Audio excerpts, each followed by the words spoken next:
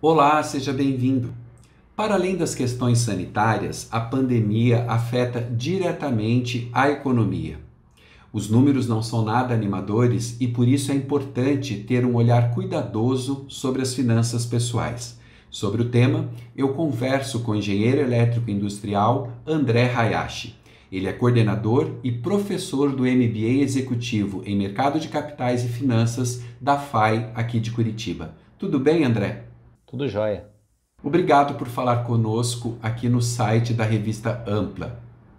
Qual a regra básica para administrar bem as finanças pessoais? A regra básica é primeiro fazer um controle, das suas finanças pessoais, e isso pode ser feito de várias maneiras, usando caneta e papel, ou até mesmo usando uma planilha, ou utilizando algum aplicativo, Então, isso é fundamental que você tenha o controle dos seus gastos, tenha noção do que entra também, Tem pessoas que não têm ideia de quanto que ganham, parece absurdo, mas já dei várias consultorias para as pessoas que não têm nem ideia do que entra nem do que sai, Então, por essa experiência que eu tenho, eu digo, é muito importante que você faça as anotações, os registros, que não é tão importante o tamanho do seu salário, tá? E sim como que você gasta ele. Numa época de crise como esta que estamos vivendo, como estabelecer prioridades financeiras? Eu sempre recomendo que a pessoa tenha um colchão de liquidez, tá? Que é um lugar onde ele tem uma quantia que sempre está rendendo de forma positiva e a pessoa pode resgatar com rapidez e emergência, caso ela seja demitida, porque acho que você concorda comigo que nos períodos de crise, geralmente as pessoas podem, estar desempregadas, ou até mesmo ela pode estar investindo na bolsa de valores, ela está, com os valores na bolsa em queda e ela não pode resgatar em queda, então ela precisa ter um lugar da onde resgatar, esse dinheiro. E o que fazer quando é preciso tomar algum dinheiro emprestado de alguém? Eu nunca falo que é crime você ter uma dívida. O importante é que você tenha ela sob controle, tá? É por isso que a dívida também tem que estar, as parcelas da dívida que você paga também tem que estar dentro do seu controle. Então, desde que você saiba, o que você está fazendo, se você consegue incluir a parcela da dívida dentro do seu orçamento, sem problema algum. Cartões de crédito, limite do cheque especial, mesmo empréstimo bancário. Como não cair em armadilhas como estas, André? Se a pessoa não está com o controle em dia, ela acaba necessitando de pedir dinheiro emprestado, E uma das maneiras mais automáticas é o banco te dar o cheque especial, ou seja, a tua conta está negativa, automaticamente ele está te cobrando juros, tá? Ou quando você usa um cartão de crédito também é muito automático, o cartão está na tua carteira, então a tentação em usá-lo é muito forte, tá? Ah, Ok, até aí, uma emergência, a pessoa precisou passar o cartão de crédito ou precisou usar o seu limite de cheque especial. Repito, não é crime. Só que se você não pagar rapidamente, os juros giram em torno de 300 a 400% ao ano. Então vamos fazer um exemplo bem simples. Se você entrou com R$ 1.000 no cheque especial, no final, vamos supor que é 300%, tá? Para ficar mais fácil. 300% é 300 por 100, que é 3 vezes. Então, os seus R$ 1.000 que você pegou de empréstimo, o juro vai ser de R$ 300. Então, a tua dívida passa de R$ 1.000 para R$ 4.000, porque 3.000 é só os juros. Logo que você, perceber que ela está fugindo ao controle, vá lá no banco e peça para trocar para um crédito pessoal.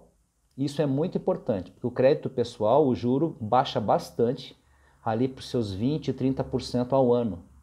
É muito melhor do que 300% ao ano, E não espere o seu gerente fazer isso, porque veja que o banco ganha mais ganhando 300%. É você que tem que tomar a atitude de ir lá e escolher uma linha de crédito que tem um juro mais baixo. Então isso é super importante, é uma dica que salva muita gente.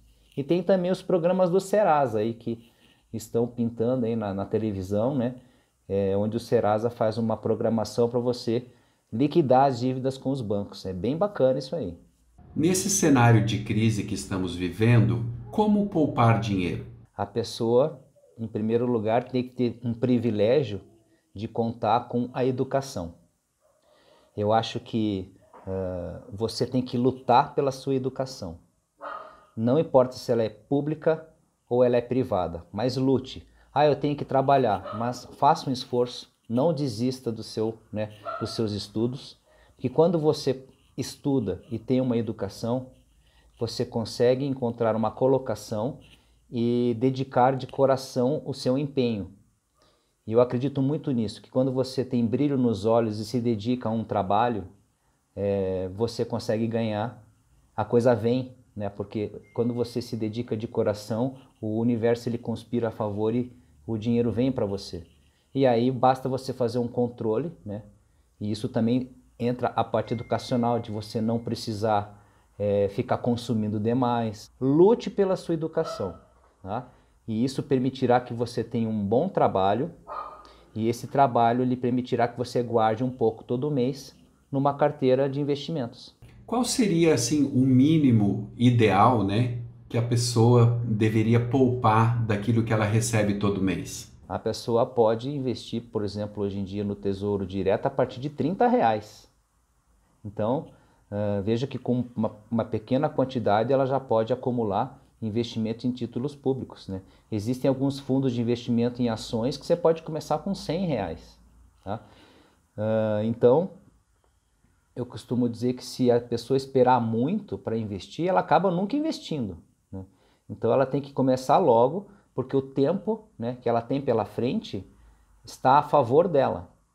Então, quanto mais jovem você for, né, mais dinheiro você consegue acumular. Qual a sua expectativa para a gente superar essa crise? Acho que já foi comprovado que nada adianta você ficar só preocupado com a economia, tá, e não controlar o efeito pandêmico. Então, as duas coisas devem andar juntas. Então, o maior comprometimento das pessoas com máscara, né, maior divulgação, né, da necessidade do distanciamento. Veja, tem pessoas que ainda estão indo em balada, né? Tem pessoas que ainda estão, né, não acreditando, né, enfim, na importância, né, enfim, na letalidade, né, que chegou, né, o vírus. Então, eu vejo que as duas coisas andam juntas.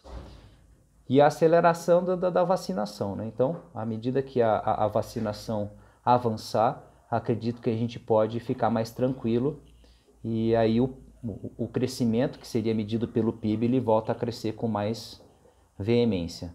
Enquanto isso, como lidar com os desafios financeiros, André? Enquanto isso, como eu lhe falei, é muito importante que a pessoa tenha um colchão de liquidez, tá? Pode até ser mesmo na poupança, que não é o ideal, né? Existem investimentos hoje em dia em títulos públicos que rendem bem mais que a poupança, mas é muito importante que ela tenha pelo menos, né, eu costumo dizer, uns 6 meses de orçamento guardado, né?